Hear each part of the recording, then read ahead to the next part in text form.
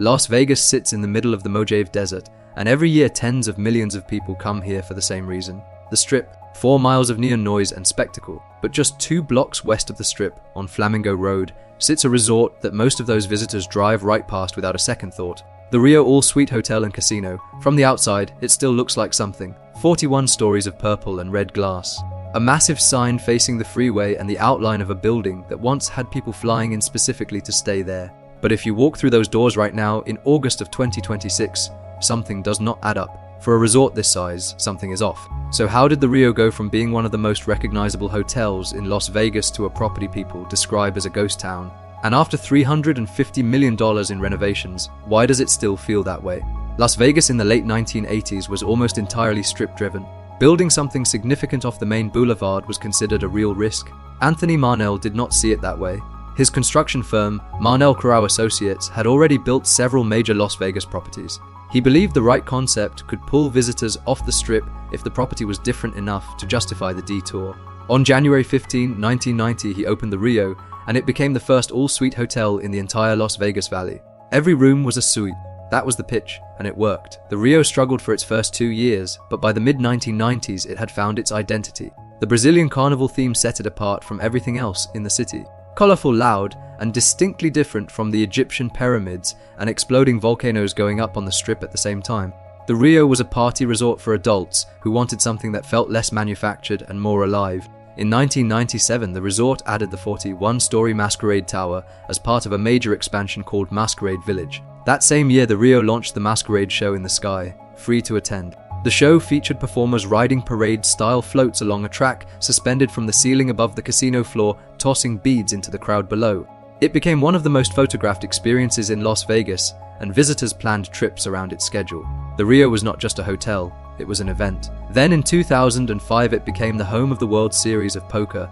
The WSOP had been held at Binion's Horseshoe on Fremont Street since 1970. Moving it to the Rio was a cultural shift for the entire poker world. The tournament grew into a global phenomenon during its years there, with thousands of players from dozens of countries filling the convention space every summer. If you followed poker between 2005 and 2019, the Rio was the center of the sport. That association gave the property an identity no marketing campaign could manufacture. That combination of the suite concept, the carnival theme, the show in the sky, and the WSO gave the Rio something most Las Vegas hotels spend decades trying to build, a real, specific, recognizable identity. For roughly 15 years, it was one of the most genuinely interesting places to stay in the city, not because of its size, because of what it meant. Then Harrah's Entertainment, which later became Caesars Entertainment, bought the Rio from Marnell in 1999 for $766 million. And slowly, almost invisibly, the things that made the Rio distinctive started to disappear. The Masquerade Show in the Sky ran its last performance on March 30, 2013. The track sat empty above the casino floor for years after that. The Masquerade Village became a corridor of closed storefronts. Restaurants that defined the property closed and were not replaced. As Caesars concentrated its capital on Strip assets, the Rio received less. Reviews began describing the rooms as dated, the casino floor as tired, and the energy as gone. By the mid-2010s, the Rio had a reputation problem. It was cheaper than the Strip, which attracted a certain kind of visitor. But the guests who remembered the Rio at its best stopped coming back. And the guests who were arriving for the first time were seeing a property that felt like it had given up on itself. Cheaper without a strong identity is not a strategy. It is a slow drift toward irrelevance. And by the time the sale happened, the drift had been going on for years. In December of 2019, Caesars sold the Rio to Dreamscape companies led by investor Eric Birnbaum for $516 million. New ownership, new vision, new capital. But built into the deal was a leaseback agreement. Caesars would continue operating the property, paying Dreamscape $45 million per year in rent. That arrangement lasted nearly 4 years. Dreamscape owned the building. Caesars ran it. Neither party had a meaningful incentive to invest in the guest experience. The Rio sat in institutional limbo for close to half a decade, while the rest of Las Vegas kept moving forward around it. Then in 2021, the World Series of Poker played its last event at the Rio. The following year, the tournament moved to Paris, Las Vegas, and Horseshoe, both properties Caesars owned outright. Once Caesars no longer controlled the Rio, there was no reason to keep their flagship event there. That single move removed the most important recurring reason for a specific category of high-value visitors to walk through those doors every summer. On October 2, 2023, Dreamscape officially took over full operational control.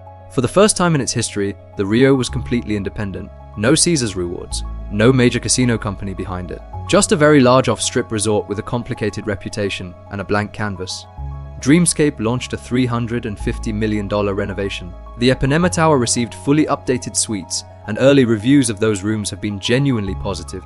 The property completed a 220,000 square foot overhaul of its convention and meeting space in 2024, making it one of the largest dedicated convention facilities in Las Vegas. A new food hall called the Canteen replaced older dining options, and in 2024 the Rio officially joined the Destination by Hyatt brand, giving World of Hyatt members a reason to consider the property for the first time. Those are real improvements, but the Masquerade Tower, the older of the two hotel towers, remained largely unrenovated as of mid-2026.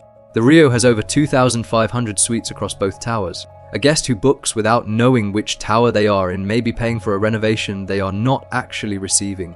Reviews from early 2026 continue to describe large portions of the casino floor and the Masquerade Village area as quiet in a way that feels out of proportion for a property this size. Without the WSO filling the convention space and without the marketing power of a major casino company behind it, that enormous footprint creates empty corridors and quiet floors that fuel the ghost town conversation online. The off-strip location compounds everything. The Strip is a self-sustaining ecosystem of foot traffic signage, and ambient energy that keeps visitors moving from property to property without any single property having to earn that movement. Visitors on the Strip do not need a reason to walk into a casino. They just do, because everything around them is designed to pull them in. The Rio requires a deliberate decision. You have to want to go there, get in a car or call a rideshare, and make the 2-block trip away from everything else. When the property had the WSOP and the show in the sky and the Brazilian party atmosphere, that trip was an easy decision. Right now, outside of convention business, there are not enough clear reasons pulling enough people to make that choice consistently. And that gap between the size of the property and the volume of people actually in it is exactly what every visitor notices the moment they walk through the front doors. Now, something comes up online constantly, and it is worth addressing directly.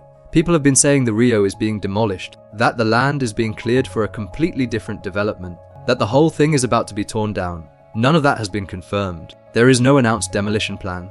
There is no confirmed land sale for alternate development. The evidence points the other way. In April of 2026, Kennedy Lewis Investment Management acquired a majority ownership stake in the Rio, with Dreamscape stepping back to a minority position. In 2025, the Rio secured a $176 million commercial property, assessed clean energy loan for energy and water efficiency upgrades.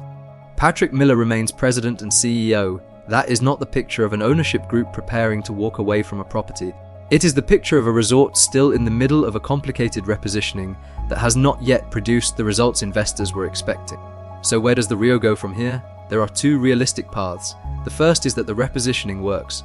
The convention calendar fills at scale. The Masquerade Tower gets its renovation. The Hyatt affiliation begins driving bookings from a loyalty base that was not previously considering the Rio.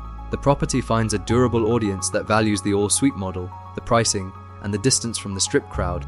In that version of the story, the off-Strip location is not a flaw. It is the entire point. Not everyone who visits Las Vegas wants to be in the middle of all of it.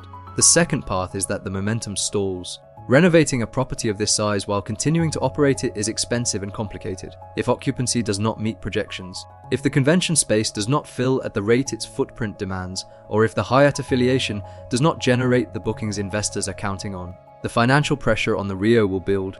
And under enough pressure, another ownership change or a fundamental rethinking of what this property actually is becomes possible. Right now, in August of 2026, neither path is settled. The Rio is operating, it is being invested in, and it is still described as feeling emptier than it should be in a way that $350 million has not yet fixed. Maybe the Rio finds its second act. Maybe it becomes the off-strip suite hotel with a world-class convention business and a Hyatt badge that justifies the whole bet. Or maybe the size. The location and the lost identity prove too much to overcome, and the Rio becomes another Las Vegas story about a property that outlasted the moment that defined it. But until that question is answered, the Rio All-Suite Hotel and Casino sits 2 blocks off the Strip, 41 stories of purple and red glass, still standing, still operating, and still quieter than it has any right to be. Thanks for watching. Subscribe for more breakdowns like this, and I will see you next time.